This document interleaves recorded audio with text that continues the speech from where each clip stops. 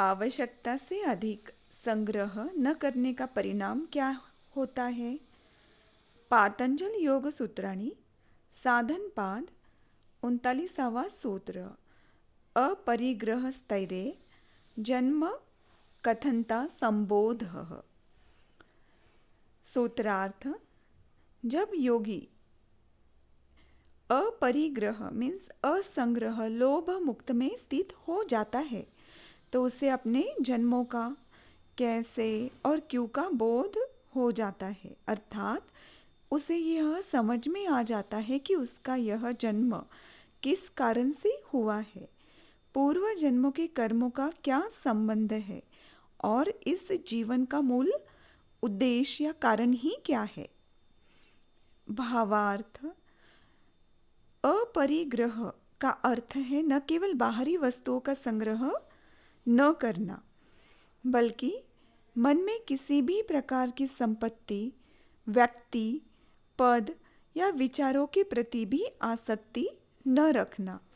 तो जब हम इससे मुक्त हो जाते हैं तो धीरे धीरे संपत्ति की भाव से मुक्त हो जाते हैं, तो जो हमारे पास है उसमें हम खुश रहने लगते हैं। बहुत ज़्यादा व्यक्ति से अटैचमेंट जब कम हो जाती है तो हम अंतर्मुख हो जाते हैं। पद, किसी भी पद के पद प्रति जब हम आसक्ति नहीं रखते हैं, संग्रह नहीं करते हैं किसी भी पद का, तो हम अहंकार से मुक्त होने लगते हैं। और जब विचारों के प्रति जब हम आसक्ति नहीं रखते हैं, विचारों का संग्रह करना भी हम जब बंद कर देते हैं, तब चित्त को एक गहरा स्थिति प्राप्त हो जाता है जिसमें वो अत्यंत निर्मल, शुद्ध और पारदर्शी बन जाता है। तो ऐसे शुद्ध मन में पूर्व जन्मों की जो स्मृतियाँ है वो स्वतः ही प्रकट होने लग जाती है।